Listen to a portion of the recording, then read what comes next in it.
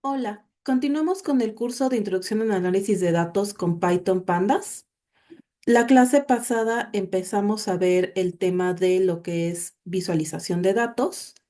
Vimos lo que es la parte teórica. Ahora vamos a ver algunos de los comandos más comunes para hacer visualizaciones de datos en Python. En particular en Python usamos dos bibliotecas que son Matplotlib y Seaborn, pero no son las últimas. Está Bokeh, está Plotly, está ggplot, etcétera, etcétera. Hay muchas que son especializadas para gráficos específicos. Por ejemplo, si quieren graficar una red, hay NetworkX soporta ciertas graficaciones de redes, etcétera, etcétera, ¿no? Entonces, como siempre, ya estamos en nuestro notebook, ya prendimos el kernel, ya descargamos el notebook, vamos a cargar los datos que ya teníamos limpios. Si se acuerdan, en la última clase de limpieza, lo que nosotros dijimos es que vamos a guardar un pickle y lo guardamos en data clean. Entonces, nosotros no vamos a volver a tocar el notebook de limpieza, excepto que durante el análisis recordemos que descubramos que hay que hacer alguna limpieza extra, en cuyo caso, pues habrá que hacerla. Pero entonces modificaremos será toda una cuestión, ¿no? Por lo pronto, este de visualización no debe de modificar este archivo de limpieza y ya se nos va a quedar así. ¿Por qué cargamos el pickle? Porque miren, nos guarda las categorías, los objetos, datetime, todo nos lo guarda estandarizado. Entonces, Pandas incluye una función con las gráficas más comunes y sencillas que es .plot. Ustedes ponen dataframe.plot y les va a graficar. Hay varios tipos de gráficas, esta línea, scatterplot que ya vimos, barras horizontales y verticales, área, histograma, KDE, también tenemos de caja y bigote, de pie, hexbin, ¿no? Y además dentro de este comando pues hay una cantidad de cosas que pueden ustedes modificar, las etiquetas, el título, el color, etcétera, etcétera. Pueden hacer subgráficas para hacer dos gráficas en una sola figura, etcétera, etcétera. Personalmente es una función muy rica. Yo les recomiendo que se den un clavado a lo que es la documentación. Hay muchas, muchas cosas, la barra de colores, la banda de colores, los errores, las etiquetas que pueden modificar. Y pues además están todas las cuestiones de Matplotlib que hereda. Entonces, aquí solo vamos a ver las más básicas. Entonces, la primera es una gráfica de líneas. Esta es como la gráfica por default. Ustedes dicen df.plot. Lo que les va a hacer es que va a agregar cualquier dato numérico de fecha. Nosotros solo tenemos un numérico, que es la edad, y una fecha, y la va a graficar. Y lo que hace es que usa el índice de nuestro conjunto de datos como filas, si es un índice numérico. Entonces, se dan cuenta cuando guardamos el pickle, el ID se guardó como columna. Entonces, aquí está usando el índice. Esta gráfica no nos dicen mucho, excepto, pues, qué datos tenemos, ¿no? Ahora, hay cosas que es fácil de hacer. Por ejemplo, podemos decirle cuál es la columna en X y Y. Y entonces yo le puedo hacer, por ejemplo, va a ser una tabla pivote. Esto ya lo hemos visto. Y esta tabla pivote va a tener en el índice los años y en las columnas el tipo de restos. Si yo le pido graficar esta tabla pivote con punto plot, vean lo que me regresa. Para cada columna, para cada variable, me regresa una línea. Entonces, esto es una cuestión bastante importante porque si sus datos no son comparables, pues no sirve de mucho, ¿no? Esta gráfica de aquí arriba de nada nos sirve. Esta ya nos empieza a decir un poco más sobre el conjunto de datos. Un gráfico de... Ahora, estas gráficas son relativamente sencillas, son una codificación posicional, tenemos número contra número y las posiciones van aquí. Utilizando los comandos de la función es relativamente fácil volverla una de puntos, pero en general por eso es mejor usar scatter, ¿no? Entonces aquí ya tenemos estos datos. Una gráfica de área lo que hace es que calcula el área abajo de la línea y va apilando las líneas. Vean ustedes esta gráfica contra esta gráfica. Entonces, se dan cuenta, esta línea azul es la misma que vemos aquí y estas líneas las fue apilando encima. Generalmente empieza por la primera en la base, por la primera columna y va avanzando. Estas son muy útiles para ver la contribución de un efecto a lo largo del tiempo, ¿no? Entonces le vamos uniendo aquí. Si se dan cuenta, esta también es una de relación numérica contra numérica. La codificación es posicional, pero estamos codificando las categorías con un color. Y esta, al contrario de la anterior, que nos permite ver la evolución, nos permite ver cómo contribuyen todos juntos. ¿Es posible usar ese tipo de gráfica para ver la contribución porcentual? Lo veremos cuando hablemos de normalización. Voy a subir un poquito el tamaño porque no me cuenta que cambié. Ok, scatterplot. Estos son los mapas de puntos que vimos hace rato, ¿no? Es decir, tengo dos variables numéricas generalmente y las voy a codificar posicionalmente. Y además puedo agregar una tercera variable categórica con color, ¿no? Entonces voy a usar scatter. Entonces miren, df.plot.scatter y le tengo que dar la variable en X, es decir, la columna, la variable en Y, la otra columna y la columna que va a ser el tipo de restos. Una cosa importante es que si ustedes van a hacer una columna derivada, pues dicen, por ejemplo, quiero el año o quiero y no está en su base de datos, la tienen que construir. Entonces la vamos a construir aquí y miren lo que me da. Además, yo aquí le asigné un mapa de colores casi al azar, le puse Viridis porque es de mis favoritos y le dije que la transferencia fuera 0.5. Entonces, más o menos vean ustedes lo que puede salir.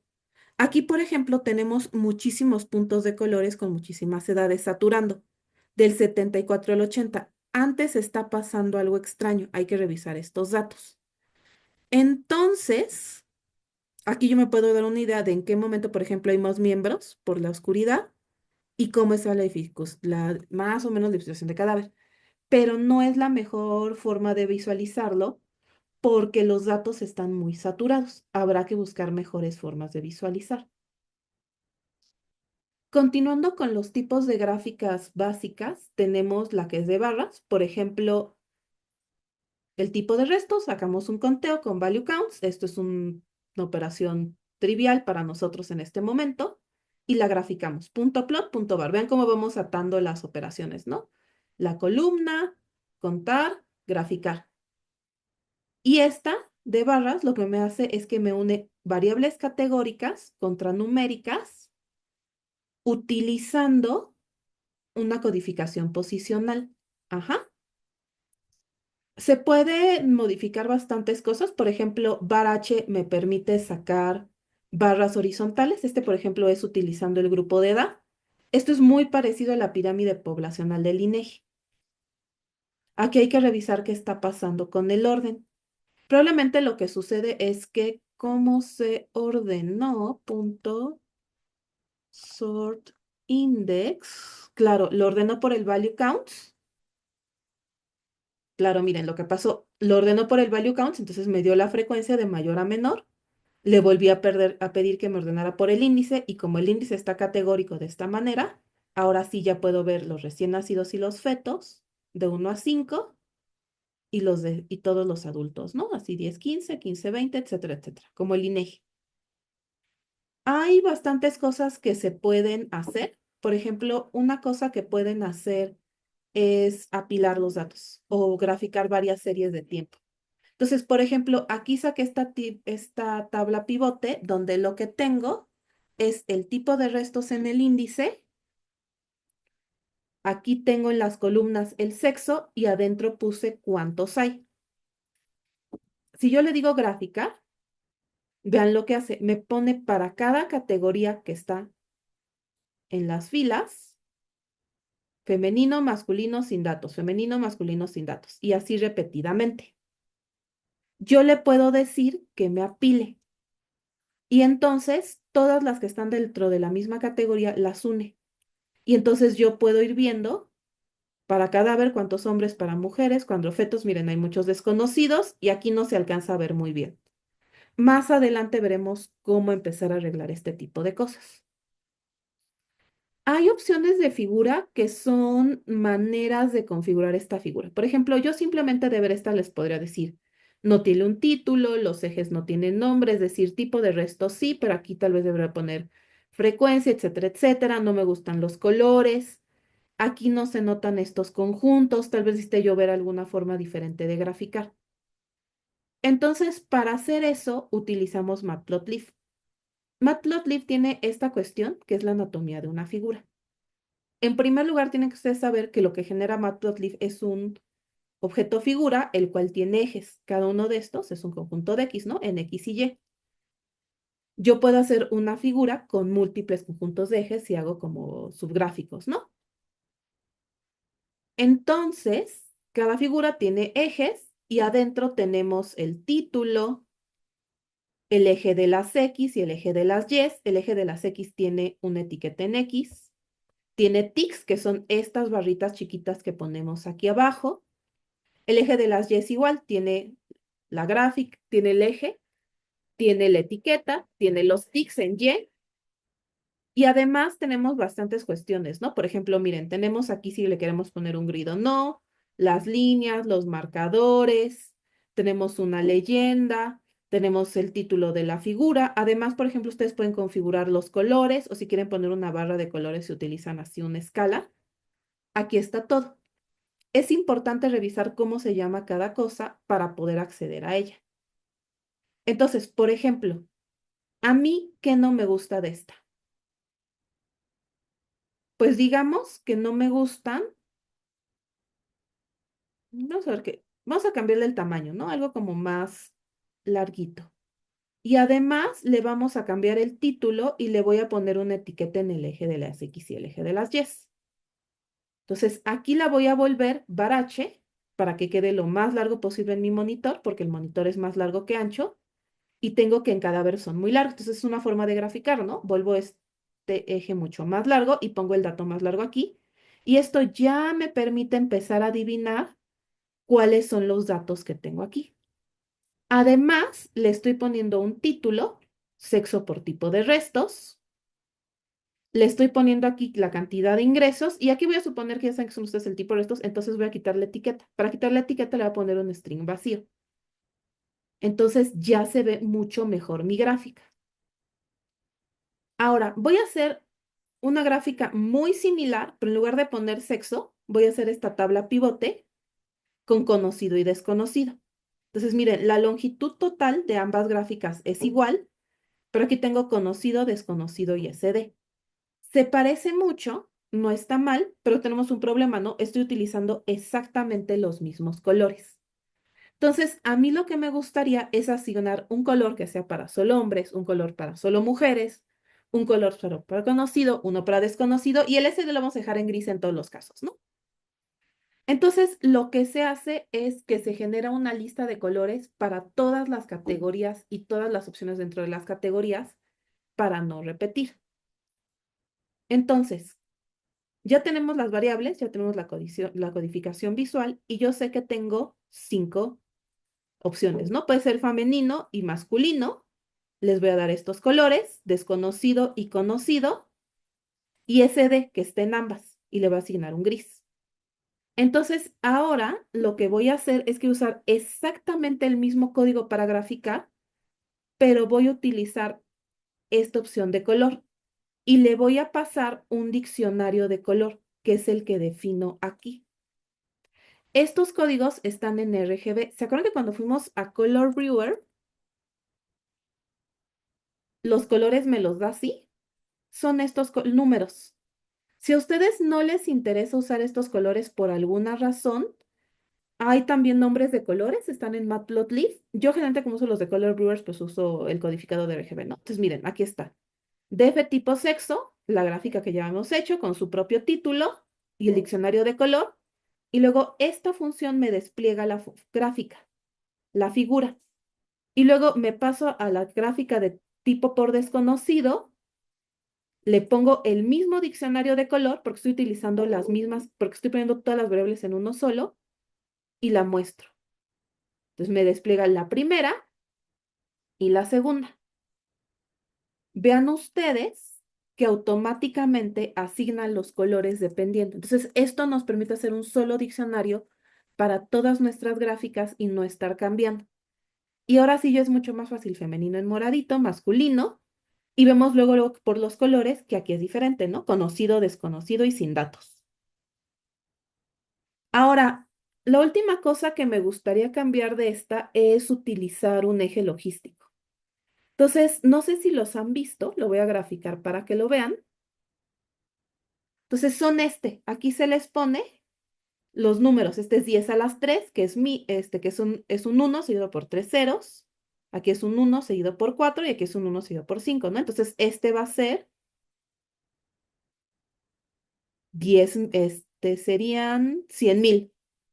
Este sería 10,000, etcétera, etcétera. Y vean que ahora me permite ver mucho mejor lo que está aquí adentro.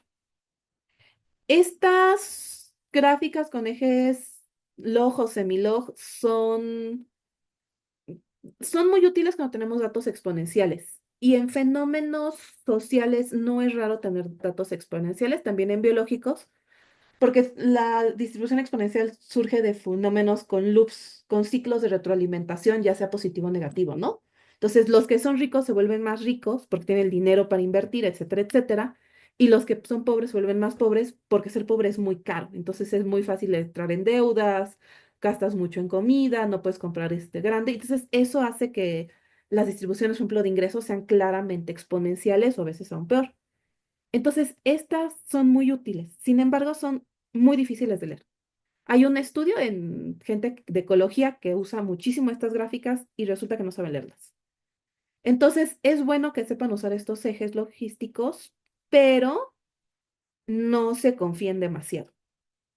No son la mejor cuestión de visualización. Si los van a usar, usen estos que tienen aquí rayitas múltiples, porque eso te da la idea de que la escala no es continua, sino que mientras más grande, más chico. Ahora, seguramente para este momento están un poco mareados de todas las opciones, porque además, conforme más avanzamos, vamos a utilizar opciones de modificación tanto de Pandas como de Matplotlib. La verdad es que Matplotlib no es una buena biblioteca para graficar, es muy compleja. Muchos tenemos utilizan, no era raro antes que uno utilizara Python para generar los datos y R con ggplot para las gráficas, porque como tiene Grammar Graphics es muy amigable. O que de plano te fueras, yo sí llegué alguna vez a pelearme con los ejes horriblemente y decir, pongo esto en Inkscape o lo edito vectorial en algún software y ya ni modo, no me encanta editar imágenes, pero porque se presta malentendidos cuando uno está haciendo ciencia, ¿no? Pero no importa, ¿no? La verdad es que ahora es mucho más fácil porque pueden utilizar alguna IA generativa. En general son bastante buenas para hacer código. Entonces, supongamos que a mí no me gusta esto. 10 a la 3 es súper difícil de leer si uno no sabe notación científica. Y yo misma tengo que calcular 1, 2, 3 es 1000, ¿no? Entonces, a mí me gustaría que aquí dijera 10, 100, 1000, etcétera, etcétera. Entonces, lo que yo hice es que no me peleé con los tics ni nada, sino fui a ChatGPT y le escribí este prompt. Usando la función pandas.plat.varh de Python, esto es lo primero que tienen que dar, que es un poco el contexto y el lenguaje, el contexto y lo que quieren que haga, ¿no? La instrucción. Genera una gráfica de barras con el eje X en escala logarítmica. Entonces ya le dan el contexto, le dan las instrucciones, díganle lo que esperan que les dé, yo espero que me dé el código. Los tics del eje X del álgebra deben desplegarse como números, 10, 100, 1000 y la notación científica. Y lo que no quiero, ¿no? Entonces, esto es lo que me regresó. Dice, vamos a importar de Matplotlib esta función, yo la verdad ni la conocía, viene bonito codificado y la vamos a correr. Y miren, mi eje ya está en 1000, 10,000, 100,000, mucho más legible. Las IA generativas son muy poderosas, espero en brevedad subirles un video al respecto, pero siempre tienen que verificar que lo que esté haciendo esté bien. Entonces, por ejemplo, yo no le doy generalmente mis datos, sino le digo lo que quiero y luego lo modifico, ¿no? Entonces aquí ya, por ejemplo, me regresó un código con def tipo sexo y yo más, con def estándar, y yo más bien lo modifiqué para ponerle mi data frame y mi título. Pero en general, este sistema de escribir el prompt tomar el código, revisar, modificar y correr es bastante útil y es una muy buena forma de graficar. Solo sean cuidadosos de revisar línea por línea en su gráfica o elemento por elemento lo que obtuvieron. Ahora ya tengo yo mi figura perfecta, la adoro, es maravillosa, hay que guardarla. Para hacer eso, vamos a utilizar la función de matplotlib. Esto debí haberlo dicho al principio, pero yo importé matplotlib así, ¿no? Como import matplotlib pplot as plot. Así es como se importa. Y Seaborn se importa así. Para cargar pickles necesitan joblib. Entonces voy a ir acá y lo que voy a usar savefig. Savefig tiene varias opciones, los DPIs para si son de más calidad o menos calidad. Para algún tipo de publicaciones se pide calidad alta, entonces chequen eso. El formato, ahorita hablamos de los formatos, el tamaño de la caja de guardar, cuánto espacio de blanco le vamos a dejar alrededor, si vamos a usar un fondo transparente o blanco, ¿no?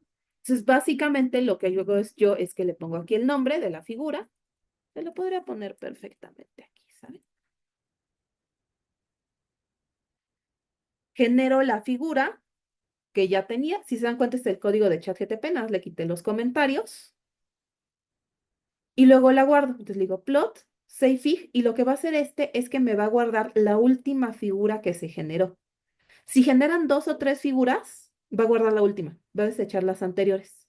Entonces, si yo le doy correr, me despliega la figura y si yo me voy a donde le dije que la guarden imágenes, ahora ya tengo, miren, la generó hace 6 segundos y se ve. Hay algunas cosas que configurar, por ejemplo, no está guardando toda la figura, etcétera, etcétera. Hay varios formatos para guardar. Pueden guardar en PNG, que son ideales para navegadores web. En SVG, que es vectorial, este es mucho también para web y yo lo uso muy fácil porque es muy fácil modificar, igual que PS. O si quieren compartir fácilmente, también PDF es un buen formato y es bastante ligero. Estos últimos 3 son formatos vectoriales, entonces son muy fáciles de editar. Vamos a guardar uno en SVG para que lo vean. SVG. Entonces, aquí está, lo estoy generando en SVG y lo voy a abrir con un editor. Este se ve así codificado. Vámonos a ir a la carpeta. Yo lo voy a abrir con Inkscape. Ah, no tengo Inkscape Pixelas. Bueno, se los mostré en otro momento, ¿no? Entonces sepan ustedes que pueden cambiar así el formato fácilmente. Perdón, es que acabo de reiniciar la computadora, entonces ya vieron que estos videos se graban casi al vuelo. Ok, estos son como las gráficas más básicas. Si se dan cuenta, casi todas son, pues, gráficas con codificación posicional. Hablemos de las distribuciones. Entonces, ¿se acuerdan cuando vimos este scatterplot que dijimos es una cosa horrible las edades, hay una cantidad enorme, etcétera, etcétera? Una cosa que me puede interesar mucho es cómo los datos dentro de sí mismos se distribuyen, cómo se agregan, ¿no? Entonces, hay muchas cosas que se pueden ver aquí. Hay varias distribuciones. El tipo de distribución es fundamental para la estadística, si es normal, uniforme, pasón, exponencial, etcétera, etcétera. La forma de distribución nos habla a veces de cómo se generan los datos y es muy importante para analizar. Entonces, la forma clásica de ver una distribución es el boxplot. Es un gráfico de caja y bigote. Entonces, si recuerdan, lo que ponemos aquí es el valor medio de toda la serie de datos, la mediana, que es el Q1, el cuartil 1, el cuartil 2, es decir, entre estos dos están el 50% de los datos, y lo ponemos aquí el resto de la distribución, ¿no? Y se obtiene de este lado los outliers, es decir, los datos que salen de un número del rango intercuartil. Entonces, vean que esta es una buena distribución si quieren ver como con muy pocos elementos, más o menos, ¿no? Dices, bueno, tienes como 40 años, está un poquito de 20 hasta poquito antes de 65, tienes algunos arriba de unos outliers antes y estás en cero, ¿no? Esta es una muy clásica, sobre todo porque era muy sencilla de hacer, pero no es la mejor forma de ver distribuciones. Una forma un poco más moderna es el histograma. No es que el histograma es computacionalmente más caro, antes esto era poco factible. Lo hacemos con .plot.hist y automáticamente lo que hace es que toma la serie de datos, tiene una función de fondo y dice voy a hacer tantos bins dependiendo de del conjunto de datos que tenga y agrupa en rangos. Aquí los rangos parece que quedaron entre 0 y 10, 10 y 20, 20 y 30 y me va agrupando los datos. Entonces yo puedo decir, ah, mira, hay un pico con los datos bajos, luego con los niños entre 0 y 10, luego baja, sube entre 20 y 30 y luego va cayendo, ¿no? Una cosa es que es posible definir los bins. Entonces, por ejemplo, si yo quisiera graficar por los grupos de edad y yo no los tuviera, le puedo dar aquí los bins, ¿no? De 0 a 1, de 1 a 5, de 5 a 10, etcétera, etcétera. Le voy dando mi lista, miren, de 80 a 100. Usé justamente los del INEGI, ¿no? Y miren, me dice, ah, es que tienes un pico de 0 a 1 y luego me va dando toda mi distribución. También hay formas de decirle el número de bins, el tamaño, etcétera, etcétera. Es una función bastante rica, pero hay que decir que tengan cuidado, porque cuando uno define el tamaño de bins es relativamente fácil generar artefactos. Es una forma muy fácil de mentir con gráficas. Dicho lo cual, es una función muy útil. Otra forma de ver distribución es usar el KD, es el Kernel Density Estimation. Básicamente lo que se hace es que se estima una función de densidad estadística. El resultado es muy bonito, es una curva suave, que lo que está estimando es la probabilidad de que un conjunto de datos quede aquí, ¿no? No son muy buenos si tienen pocos datos, es decir, si tienen 10 o 20 no usen un KD, de hecho de 30 para arriba, pero miren cómo se ve muy bien el pico en cero, el bajón y la distribución. Una gran ventaja de estos es que son muy sencillos. Entonces, es una sola línea, sube, baja, es continuo, visualmente es súper simple, es muy bonita. Y eso a veces también puede ser engañoso, ¿no? Entonces, como con todas las gráficas, tengan cuidado con los artefactos que pueden hacer, pero los KDEs son sensacionales. Pero para mi gusto no son la mejor. A mí la que más me gusta para ver distribuciones son los gráficos de violín. Este es un gráfico que tiene todo. En el centro tiene un no de caja y bigote y aquí afuera tiene un KDE. Generalmente cuando una distribución es normal, pues se ve como un violín, ¿no? Porque se ve aquí el círculo del violín y, y las orillas largas. Y esto es súper útil porque nos permite ver fácilmente que son bimodales, ver los picos, etcétera, etcétera. Donde estas brillan más es aquí.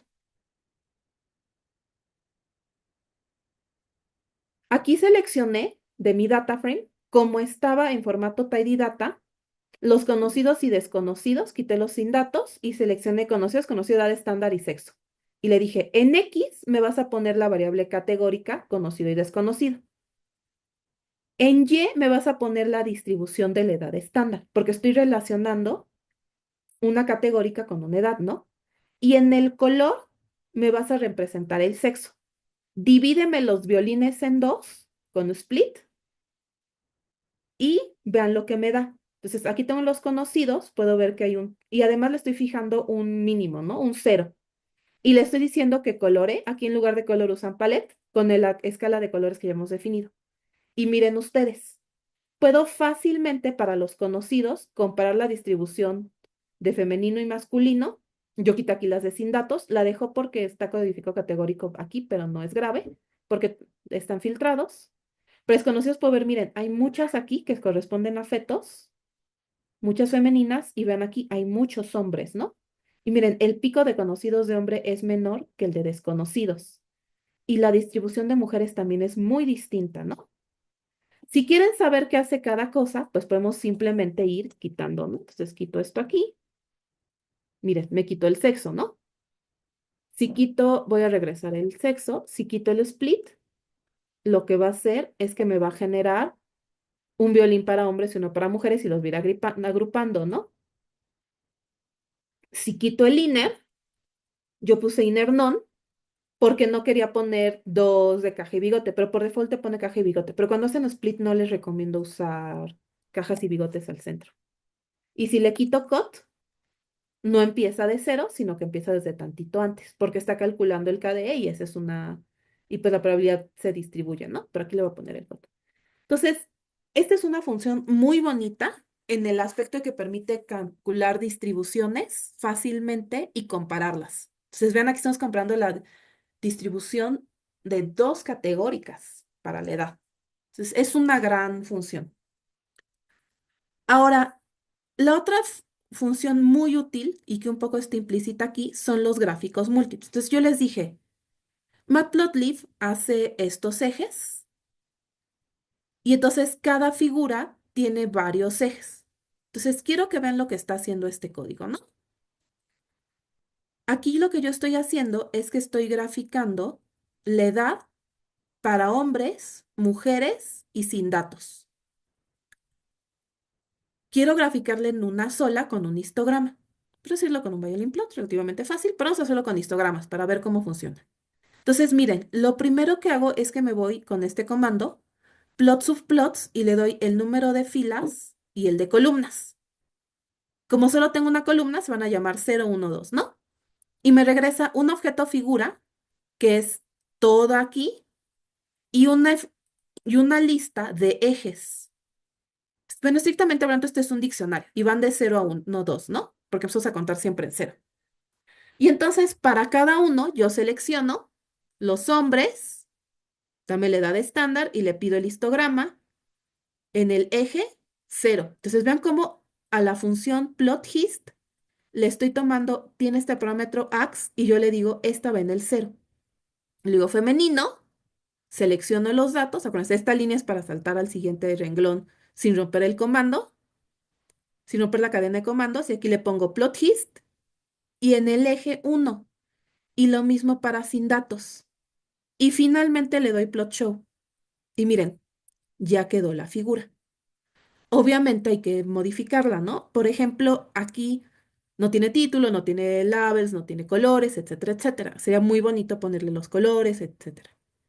Pero lo primero es que cuando hagan este tipo de multigrafos, el eje siempre tiene que ser igual. Y si usan un histograma, el tamaño de los bins siempre que tiene que ser igual para que sea comparado. Miren, este bin va como de 0 a 7 y este va de 0 a 20. Estas terminan en 100 y esta termina en 60. Entonces, lo que voy a hacer aquí es que les encargo que chequen línea por línea. Lo primero que hice fue cambiar la figura, ponerle un layout, etcétera, etcétera. Puse la posición, le fijé un límite de 0 a 100, le pasé los colores específicos y le puse etiquetas, ¿no? De hecho, creo que la de Yela. No, no, iba bien, iba bien. Y miren, para femenino hice exactamente lo mismo y para indeterminado hice lo mismo, ¿no? Y al final mostré. Y vean ahora, distribución de edad, los registros, y vean cómo es muy fácil comparar entre las tres gráficas, porque simplemente me sigo en línea hacia abajo y voy haciendo esto. Ahora, si quieren hacer, por ejemplo, algo más común, más complicado, pueden usar filas y columnas. Entonces, por ejemplo, digamos que yo quiero ver lo que vimos con el violín, ¿no? Masculino y femenino, conocido y desconocido. Son más, voy a ignorar todos los sin datos, es decir, son poquitos, entonces los ignoro. Entonces son cuatro combinaciones, ¿no? Masculino conocido, femenino conocido, masculino desconocido y femenino desconocido. Entonces los voy a poner dos en filas y dos en columnas. Entonces le digo 2, 2.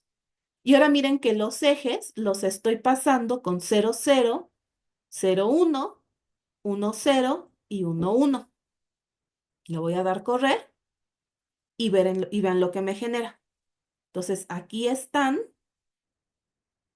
los masculinos conocidos, los femeninos conocidos, los masculinos desconocidos y los femeninos desconocidos. ¿Cómo es eso? Pues por el orden. Pero la verdad es que esta gráfica, aunque ya me está dando el orden de las figuras que quiero, no es correcta. Un poco de ejercicio se les queda configurarla, ¿no? Entonces configuren el tamaño de los bins, el color para que quede de acuerdo, por ejemplo, decidan si van a usar los colores de sexo o los colores de conocido desconocido, pongan una leyenda, Estandaricen los ejes porque miren, esta cabe en 80, esta en 100, este está en 1250, este está en 600. Entonces, esos ejes son muy diferentes, ¿no? Y además, pues escojan una modificación extra, vean la documentación, no sé, pongan un eje log, semilog o apilen, etcétera, etcétera, y hagan esta gráfica. Se les queda de ejercicio, pueden usar ChatGPT sin ningún problema. Es un ejercicio muy útil, ¿no? Creo que ya tienen todas las herramientas. Ok. Me gustaría ver un tipo más de gráfica. La mencionamos levemente en el último video de teoría, que es los heatmaps y los cluster maps. Entonces, lo que esto hace es que toma dos variables categóricas, las pone en una tabla, les asignan números dentro de la tabla. Entonces, estas dos variables categóricas las estamos asociando con una numérica.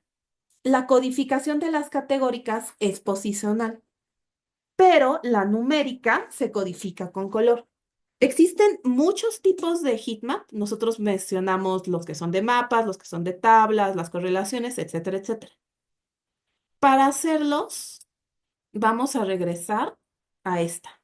Entonces, generé aquí una que es dos categóricas. El año, que lo estoy manejando como categórico, aunque sea numérico, pues estoy diciendo son categorías.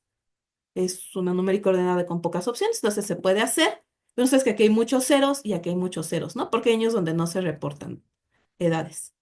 Y el rango de edad, que es una categoría ordenada, ¿no? Entonces, lo que yo quisiera hacer es colorear esta tabla y representar estos números con un color para que me sea más sencillo. Entonces, lo que voy a usar es de Seaborn, voy a llevar Heatmap. Heatmap y Violin Plot no vienen por default en Matplotlib, hay que usarlas de Seaborn. Bueno, no vienen por default en Pandas. Entonces le doy aquí, le doy la tabla y vean lo que hace. Los ceros los está poniendo en negro. Aquí esta es mi escala de valores. Y esto me permite leer lo que tengo aquí. Decir, ok, miren, en este año hay muchos de 2025. En este parece hacer ver menos, ¿no? Y entonces yo puedo ver cómo que se empiezan a agrupar cuestiones. Es una forma muy útil de ver datos, ¿no? Hay varias modificaciones que pueden hacer. Por ejemplo, aquí yo le puse anotaciones y le puse viridis reverso para que los que son menos queden en amarillo y los que son más queden más oscuro. Las anotaciones ponen los números. Esto es muy útil cuando sus tablas son chiquitas. Cuando son tan grandes, la verdad es que yo recomendaría que lo quiten. Lo puse aquí como por cuestiones de visual, de ejemplo, pero yo la graficaría así, ¿no? Y vean qué bien se ve. Además, como los verdes son más fáciles de comparar por cuestiones de cómo funcionan nuestros ojos, pues se puede muy fácil tratar así como de comparar. Aunque si quieren hacer una comparación seria, pues tienen que, ni modo, ¿no? Usar estadística. Además, utilicé el eje, esto lo guardé como un objeto axis y le puse las labels, ¿no? Le podría poner también un título, podría hacer varias cosas, ¿no? Podría, por ejemplo, modificar estos ticks para que no tengan punto cero, etcétera, etcétera. Entonces, vean ustedes que también pueden modificar las gráficas de Seaborn. Mi recomendación es la de siempre, ¿no? Lean la documentación. Seaborn, en teoría, trata de ser Grammar of Graphics, pero es muy irregular cómo lo aplica. Entonces, la verdad es que Seaborn yo antes ni modo googleaba y está Coverflow. Ahora le pregunto a ChatGPT cómo lo hago. La verdad es que configurar gráficas de Seaborn es no trivial, pero lo vale porque son muy bonitas y muy buenas visualizaciones. Y como está diseñado para tomar datos en Tidy porque se supone que es Grammar of Graphics, no tienen ustedes que hacer una tabla pivote ni nada, simplemente le dicen qué quieren hacer muchas veces, ¿no? Ahora, me gustaría que viéramos esta. Este de aquí es un cluster map. Si se dan cuenta, el orden de las filas y de las columnas cambió. Y además tenemos aquí arriba esto de aquí, que es una gráfica triple. Entonces, tengo aquí tres axes. Tengo esta gráfica, que es mi heatmap, cambio el orden, y tengo este árbol de aquí, este dendrograma y este dendrograma. Lo que hacen estos dendrogramas es que este arbolito de acá me dice qué tanto se parece cada una de las filas. Si son muy similares, los pone juntos. Entonces calcula los dos más similares son, vean este, ¿no? Este y este. Y luego ve quién es el que sigue de similitud. Dice, ah, este se parece más a este par. Y luego este grupo y este grupo se parecen entre ellos. Y 74 es el año más diferente. Entonces, esto me permite ordenar las filas y las columnas fácilmente por similitud. Es una forma de hacer al mismo tiempo una visualización y un análisis de clustering. Entonces, miren, 75, 80, 80, 100 se comportan muy similares. 20, 25, 25, 30 se comportan muy similares y lo podemos ir viendo en el dendrograma. Es un análisis muy útil si tienen muchos datos numéricos, les ahorra mucho tiempo, es uno de los clusterings más baratos que se pueden hacer. No es el mejor, pero definitivamente es el más barato. Y una cosa que pueden hacer que pueden decir, oye, pero es una cuestión temporal, no me muevas el tiempo, ¿no? Por ejemplo, por favor, no, este eje no me lo muevas. Entonces le pueden decir que le quite el orden a las filas, a las columnas. Yo voy a dejar el tiempo como estaba, es decir, quítale lo de las filas y miren, aquí ya quedó, ¿no?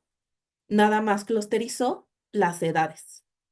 Si yo quisiera hacer esto bien, lo que yo haría sería quitar estos con ceros, agregaría etiquetas, etcétera, etcétera, ¿no? Pero ya de entrada podemos empezar a detectar una gran cantidad de patrones fácilmente. No son una gráfica básica, en gran parte porque es una composición de gráficas, pero es muy rica para leer información. Ahora, una cuestión que es importante para la visualización es cómo normalizamos los datos. Esto estrictamente hablando entra ya en la parte de análisis, pero creo que es un muy buen momento de verlo porque impacta directamente cómo visualizamos. Entonces vamos a trabajar con esta tabla ahorita, que son por año el tipo de ingresos, ¿no? Si cadáveres, fetos, recién nacidos, miembros óseos, ¿no? Hay varias formas de normalizar. Entonces, aquí un problema que nosotros dijimos es que si yo graficaba, los cadáveres son un orden de magnitud más que los fetos, los recién nacidos y los miembros óseos. Entonces, a lo mejor yo quiero hacer esto de tal forma que pueda ver que sean comparables en la misma gráfica para ver si hay años donde entraron más o menos. Hay varios tipos de normalización. Una de las más fáciles es la de mínimo y máximo, donde uno hace que el valor mínimo siempre quede en cero y el máximo quede en uno. Entonces yo aquí busco el mínimo de mis datos, está aquí, ¿no? 4.392, eso se va a volver cero, y busco el máximo, creo que es este, ¿no? 7.297, y este va a ser uno. Ahora, en esta busco el mínimo. Para fetos, el mínimo es el 82, 85. Y el máximo parece ser 270. Entonces este va a ser uno. Y voy a hacer esto para todas las columnas. Para hacerlo, lo que hacemos es que calculamos el data frame más el mínimo para cada observación y lo dividimos entre la distancia entre el máximo y el mínimo. ¿Cómo me queda? Aquí está el mínimo 0, el máximo 1. ¿Cómo sé que hice esta normalización bien? Pues es min-max. El mínimo tiene que ser 0 y el máximo es 1. Aquí yo estoy usando 0, 1 porque son positivos. Si tienen datos que sean positivos y negativos, es muy recomendable usar de -1 a 1. Eh, Generalmente es la que más se utiliza. Ay, no sé por qué esto lo duplico. Seguramente porque estaba yo redactando altas horas de la noche, ¿verdad? Pero entonces vamos a ver. Entonces aquí le dije def min max, donde guardé los datos de escribir. Los mínimos son todos ceros, excelente. Los máximos son todos unos, excelente. Y vean, el promedio, la mediana puede variar, pero no importa. Ok. Y ahora voy a graficar. Entonces, lo que estoy aquí haciendo es graficar los datos originales con líneas y con área y los datos normalizados con min-max, con líneas y con áreas. Vean ustedes que, por ejemplo, si yo pongo min-max, puedo ver el año donde ingresaron más miembros fácilmente y el que pasan menos. Puedo ver la tendencia de ingreso. Puedo ver la tendencia de recién nacidos, que tenemos un pico, pero en general se comporta mucho como fetos. Pero ustedes, miembros y cadáveres más o menos se parecen, ¿no? Entonces, esto es muy bueno con líneas para comparar qué año entraron más y qué año entraron menos. Sin embargo, ustedes dirán, bueno, esto es una gráfica de contribución como la de área. Pero si yo hago la de área, no me funciona. ¿Por qué? Porque miren, me las está apilando y me da que es un máximo de 2,7, ¿no? Entonces, este normalizado no tiene sentido con la gráfica de área. Esto es lo que tienen que pensar. Ciertas normalizaciones sirven para ciertos análisis y ciertas visualizaciones. Tengan mucho cuidado con cuál eligen.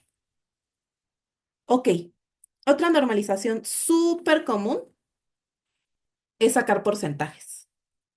Entonces, lo que yo voy a hacer es que voy a sumar todos los variables, todos los valores de mi observación y voy a decir qué contribución del total eres, ¿no? Entonces, en este caso, miren ustedes, estoy calculando por filas. Los que son el 93, el 94, el 92, el 94, el feto es 4, 3, 3, recién nacido y miembros socios, ¿no? Entonces, cada año, ¿qué porcentaje estaría haciendo? Vean que aquí calculé la suma sobre el eje 1, es decir, me lo regresó por columna, me regresó una columna de sumas, ¿no? Y luego dividí esto entre esto y multipliqué por 100 para sacar los porcentajes. ¿Cómo puedo validar que esto está bien? Pues las filas tienen que sumar 100. Si no suman 100, algo está mal. Esto es importante cuando están seguros, es así como voy a normalizar por cadáver y dicen, oye, no, pero las cadáveres no me suman 100, me suman más de 100. Así verifican, ¿no? Entonces, ahora voy a hacer la misma gráfica que hice hace rato, pero con porcentaje. Entonces, la línea original, área original, min max.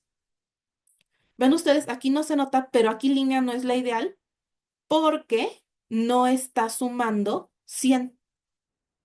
Y aquí estoy poniendo los datos normalizados min max. Y vean aquí que con... No, no debe ser min max, debería ser porcentaje.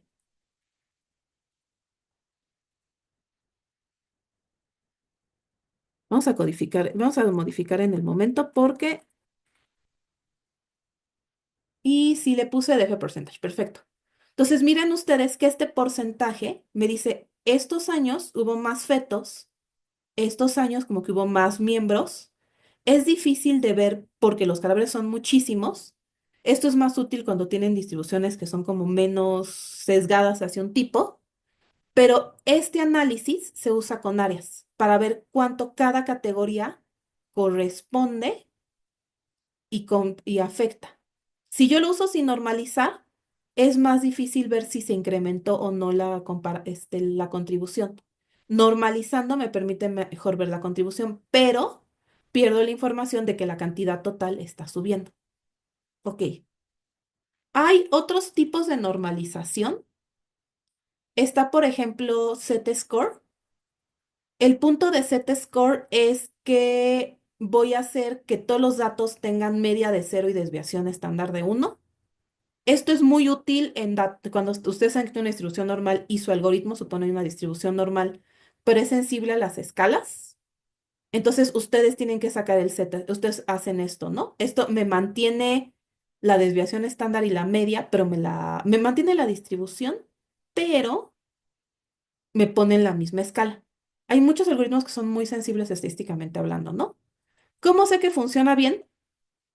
Pues saco el promedio y saco la desviación estándar. Aquí miren, E a la menos 16, esto es básicamente cero, esto es básicamente cero, E a la menos 17, esto lleva aquí 17 ceros antes, entonces es 0,0000000.3, entonces no hay problema. Entonces estos me dieron cero y estos me dieron uno. Una buena forma de hacer esto, yo lo dejé así para que no se sorprendan cuando se usen round, para que no estén calculando notación científica, pero no se sorprendan si les de estos números súper chiquitos. Vamos a ver nuestras gráficas de siempre. Aquí no tiene mucho tiempo, mucho sentido ver las áreas, entonces les grafiqué las líneas. Vean ustedes que que va variando, ¿no? Por ejemplo, los recién nacidos al parecer tienen mucha variabilidad porque quedaron muy amplios, otros no. Pero vean aquí, aquí puse un violín. Ponémoslo de nuevo. Y vean ustedes cómo me va quedando. De hecho, ¿saben qué? Vamos a hacer esto. SNS Violin. Vamos a poner violines en ambas, ¿no? Para que se pueda comparar mejor la información. Access, control B, y este es el eje 01, alfa 6. Miren, aquí las distribuciones no se notaban muy bien. Vean ustedes que en general la forma de la distribución se mantiene, pero ahora son comparables entre ellas, porque están todas con la misma, la misma media. Ven aquí. Aquí está graficando elementos, se varía tantito, pero ven ustedes que está más o menos en cero y mi desviación estándar más o menos se tiene que comportar igual, ¿no? Esta es una gráfica este es un análisis muy útil para estadística. Después está la normalización logarítmica. Entonces, ustedes tienen datos una distribución súper sesgada, como los nuestros, y suponen que es exponencial. Entonces, lo que van a hacer es sacar el logaritmo de los datos. En general usamos este más uno porque el logaritmo de cero no es válido, entonces hay esta función de numpy, log1p, y sacamos los logaritmos. Para validar, esto se valida visualmente, es lo más fácil de hacer, lo podemos hacer de otras maneras, pero es lo más fácil. Y vean, estos son los datos originales y estos son los datos logarítmicos. La forma más o menos se tiene que mantener y ahora los puedo ver mucho más claramente, ¿no? Al mismo tiempo, acuérdense que los logaritmos desvían, entonces mientras más alto como que queda más aplastadito. Por eso parecen mantarrayas aquí. Esta es una transformación muy, muy común si ustedes tienen datos exponenciales. Y en fenómenos sociales esto es común. Pero sobre todo Z-score y logarítmica son más hacia estadística. Nosotros, gente, usamos min-max y porcentajes para visualizar. Ok, en resumen, vimos el comando plot, vimos líneas, áreas, scatter plots, barras horizontales y verticales, box plots, histogramas, KDEs para ver distribuciones suavizadas. Vimos gráficas de Seaborn, Violin plot, heatmap, cluster map. Violin plot son estas distribuciones bolitas, los heatmaps son estos mapas, estas tablas coloreadas. Sí, miren, nuestros heatmaps, ¿no? Vimos las opciones de figura, vimos que se hace una figura, dentro tiene ejes, si queremos hacer subfiguras, las vamos a hacer con subplots. Vimos que tenemos los ejes en X y en Y, los títulos, las labels, las leyendas, el color, los ticks, que son Xticks y YTicks. Vimos cómo hacer multigráficos con subgráficos, sobre todo al final vieron muchos. Vimos cómo normalizar por min-max, donde nos queda como 0 y 1 el rango, por proporción relativa, es decir, porcentajes, z-score y logarítmica. Y no olviden que si quieren guardar sus figuras, cuando ya sean perfectas, usen savefig. Y le ponen aquí plot.savefig y el comando y el tipo y la terminación, ¿no? No quisiera irme sin decirles que pues la graficación es tanto un arte como una ciencia. Si tienen problemas para editar una figura, para conseguir algo, hoy en día usen ChatGPT, no lo duden. Solo revisen que les haga una buena figura, ¿no? Corran el código y revisen que hizo lo que tenían que hacer, que no les modificó datos. Llega a pasar. Y hay muchos elementos. Si quieren hacer una gráfica de un dato complejo que no sean las que vimos aquí, mi recomendación es váyanse a las galerías. Les puse aquí las galerías de muchas. Por ejemplo, aquí está Seaborn y ven ustedes que hay muchas gráficas muy bonitas que ya están prehechas y que les pueden dar ideas de cómo visualizar. Matplotlib también tiene una cantidad impresionante de gráficas ya hechas. Pueden hacer áreas, coach. Miren ustedes esto lo que se puede hacer. Entonces, para la visualización no hay mejor idea que ver las gráficas de otros. Vean que funciona, vean que no funciona. Digan así como esto se ve muy mal, esto se ve muy bien. Y copien. Los buenos programadores escriben buen código, los excelentes programadores roban excelente código. No tengan pena de robar código, solo verifiquen que funcione. Nos vemos la próxima sesión.